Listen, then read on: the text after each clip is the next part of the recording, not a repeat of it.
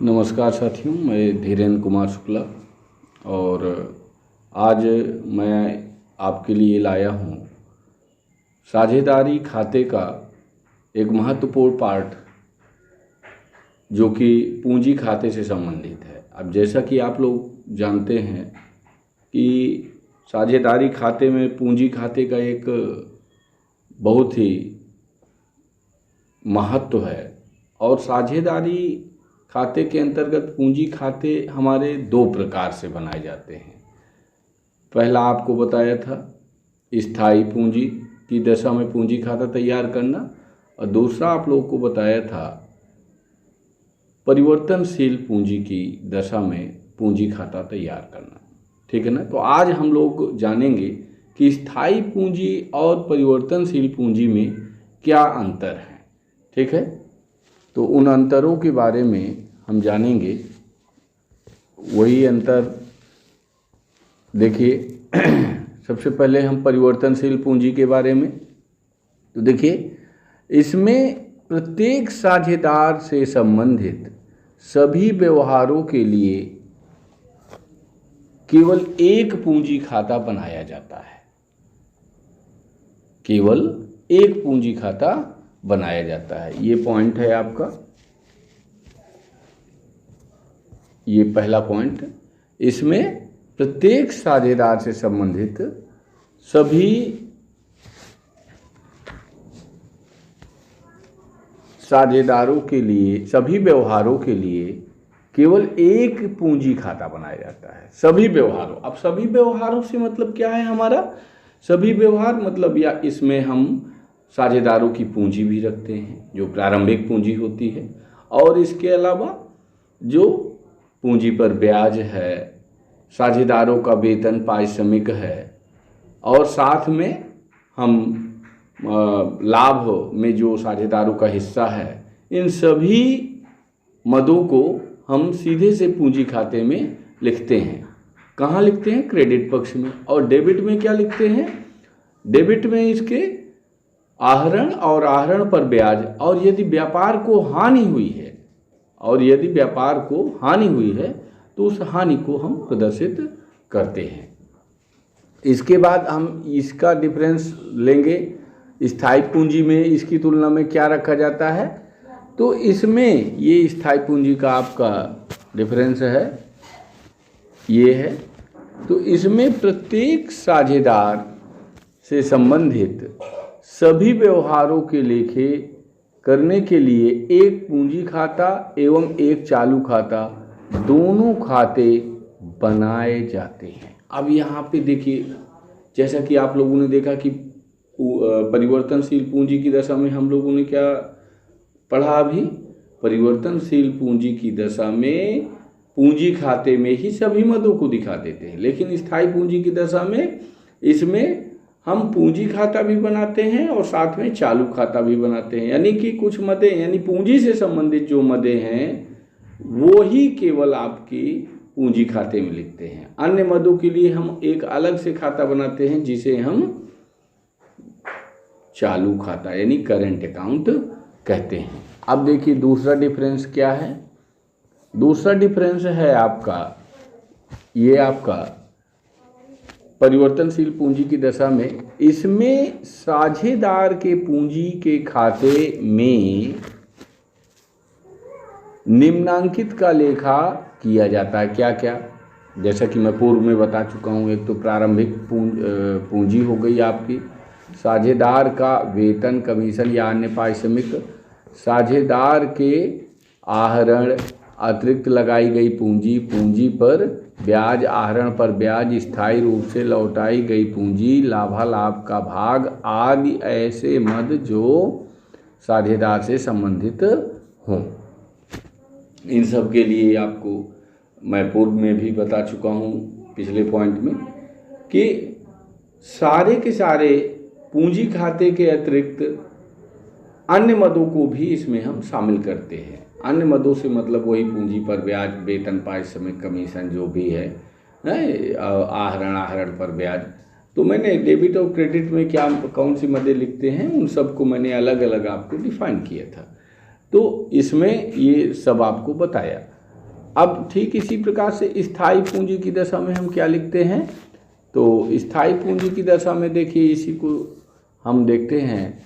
तो स्थायी पूंजी आपका ये पॉइंट है, इनमें पूंजी खाते में केवल प्रारंभिक पूंजी, अतिरिक्त लगाई गई पूंजी एवं स्थायी रूप से साझेदारों को लौटाई गई पूंजी का लेखा किया जाता है।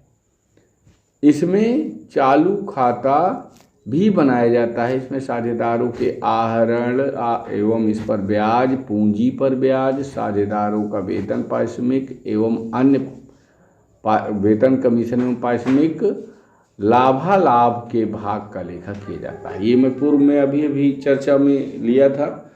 तो इसमें बड़ा स्पष्ट बताया गया कि जो स्थायी पूंजी खाता होता है इसमें पूंजी से संबंधित केवल मत है, जैसे कि पूंजी में स्थायी रूप से वृद्धि हो उसको हम इसमें दिखाते हैं, स्थायी रूप से कोई कमी हो उसको हम इसमें लिखते हैं। स्थायी रूप से वृद्धि यानी कि वह फिर बीच में ना निकाली जाए। यदि कोई पूंजी नियमित रूप से लगी रहे जब व्यापार में और उसको बीच में नहीं निकालने के उद्देश्य से हम लगाते हैं तो वह आपका स्थायी पूंजी में शामिल किया जाता है। और इन मदों को जो पूंजी को बढ़ाती या घटाती हैं हम पूंजी खाते में प्रदर्शित करते हैं। तो ये आपका जो है इससे संबंधित है। अब आपका तीसरा पॉइंट आता है परिवर्तनशील की दशा में।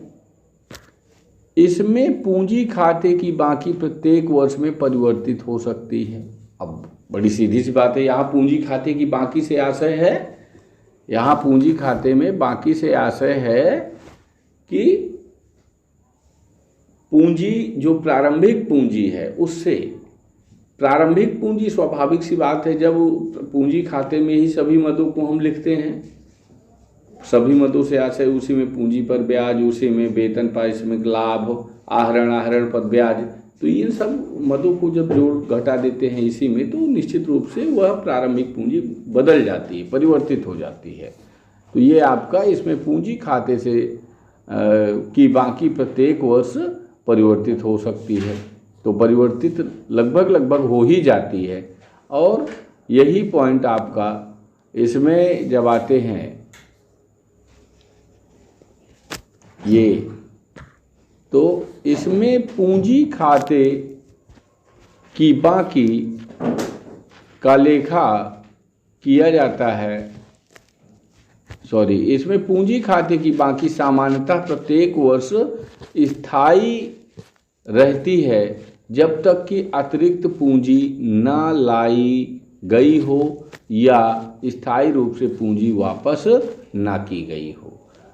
तो स्वाभाविक सी बात है, जैसा कि बताया कि स्थायी रूप से ही जब पूंजी में वृद्धि होती है और स्थायी रूप से कोई राशि निकाली जाती है उसी काम केवल लेखा पूंजी खाते में और कर सकते हैं। अन्यथा हम प्रारंभिक पूंजी के अलावा स्थायी पूंजी की दशा में पूंजी खाते में कुछ भी नहीं रखते।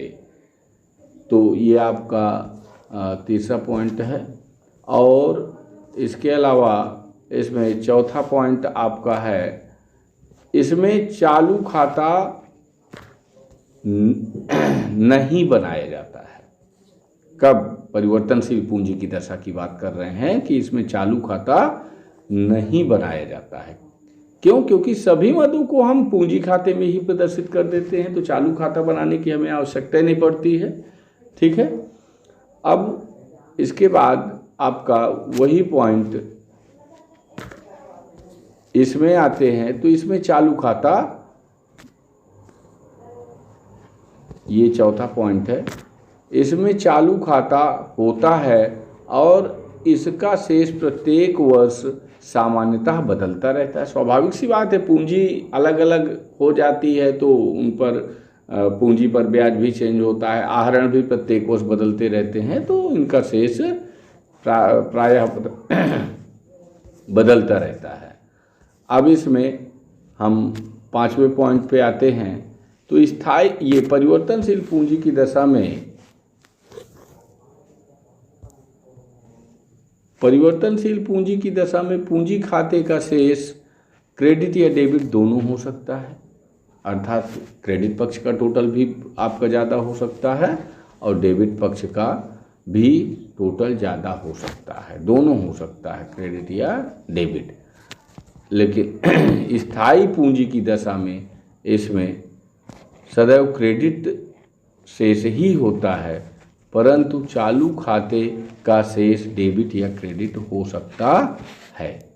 ये आपको ध्यान में रखना है कि ये स्थायी पूंजी की दशा में जो पूंजी खाते का शेष है वो सदैव क्रेडिट होता है, बल्कि चालू खाते का शेष डेबिट या क्रेडिट हो सकता है। ठीक है, तो ये आपके अंतर हैं और इन अंतरों को आप जो है अपना पढ़ लीजिएगा और देख लीजिएगा। जहाँ कोई यदि दिक्कत है तो कमेंट में बताइए। धन्यवाद। देखिए, जैसे कि ये परिवर्तनशील पूंजी की दशा में पूंजी खाता, इसे हम परिवर्तनशील पूंजी या अस्थायी पूंजी खाता भी कहते हैं, फ्लक्चुएटिंग कैपिटल अकाउंट। अब इसमें देखिए, आप इसे जूम किए दे रहे हैं हम, तो डेबिट साइड, पहले क्रेडिट साइड हम देखे ले रहे हैं। क्रेडिट साइड में मान लीजिए हमने 2 पार्टनर इसमें माने हैं कि 2 पार्टनर हैं, तो क्रेडिट साइड में हमने जो मदें रखी हैं, सबसे पहले ये बाई बैलेंस बीडी, ये आपका क्या रखा है, हमने प्रारंभिक पूंजी रखा है। क्रेडिट साइड जो कि ए और बी की प्रारंभिक पूंजी है, ये ए और बी है, ए और बी की जो प्रारंभिक पूंजी। इसके बाद इंटरेस्ट ऑन कैपिटल, पूंजी पर ब्याज, ये आपका बैलेंस बीडी प्रारंभिक पूंजी हो गई। ये पूंजी पर ब्याज हो गया। सैलरी कमीशन एंड रिम्यूनरेशन जो भी है, और लाभ हो गया। और कोई मान लीजिए कि साझेदार की व्यक्तिगत प्राप्ति है तो उनको भी हम क्रेडिट कर देते हैं। और पूंजी में कोई स्थायी रूप से वृद्धि की गई है तो उसको भी हम इसी पूंजी खाते में यहाँ दिखा देते हैं। ठीक है, तो ये आपका डेबिट साइड है, क्रेडिट साइड है। और इसी प्रकार से हम डेबिट में चलेंगे तो डेबिट में देखिए आपका पहले तो ये आहरण हो गया, ड्राइंग्स जो कि पूंजी को कम करता है। फिर अगला है इंटरेस्ट ऑन ड्राइंग्स। और इसके अलावा ये मान लीजिए बिजनेस में कोई लॉस हुआ है, मान लीजिए लॉस हुआ है तो उस लॉस को भी हम डेबिट में ही लिख देते हैं, बिजनेस लॉस जो यदि होता है। और कोई कैपिटल यदि बीच में निकाली जाती है स्थायी रूप से भी तो उसको भी हम यहाँ पे दिखा देते हैं। और यदि कुछ नहीं निकाला गया तो ये सामान्य रूप से आपकी यही मदें इसमें प्रदर्शित होती हैं। ठीक है, तो ये आपका परिवर्तनशील पूंजी की दशा में आपका ये पूंजी खाता है। और ये परिवर्तनशील पूंजी की दशा में आपका पूंजी खाता, परिवर्तनशील पूंजी को हम अस्थायी पूंजी भी कहते हैं। ठीक है, और इसके अलावा हमारा देखिए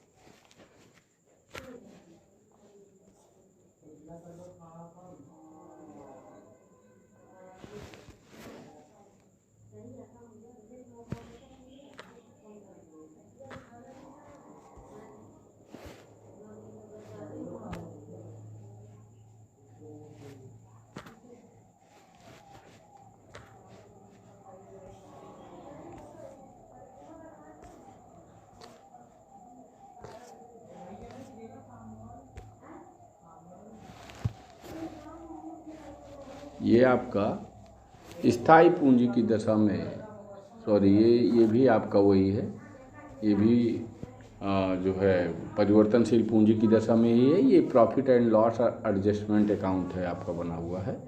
ठीक है, तो इसमें यहीं तक। मैं आपको स्थायी पूंजी के बारे में जैसे कि बताया हूँ कि पूंजी खाते में केवल पूंजी, प्रारंभिक पूंजी आपका क्रेडिट में लिखते हैं, और इसके अलावा हम यदि स्थायी रूप से पूंजी में कोई वृद्धि होती है तो उसको प्रदर्शित करते हैं, और यदि स्थायी रूप से कोई पूंजी में कमी की जाती है तो उसको हम डेबिट में रखते हैं। और जो डिफरेंस इस कंडीशन में केवल डिफरेंस चेंज होता है, यानी डिफरेंस आता है या पूंजी बदलती है, अदरवाइज स्थायी पूंजी की दशा में जो प्रारंभिक पूंजी है सामान्यतः वही अंतिम पूंजी होती है। पूंजी के योग में कोई परिवर्तन नहीं होता यदि कोई स्थायी रूप से वृद्धि या कमी ना हो। ठीक है, तो धन्यवाद, आज यहीं तक। और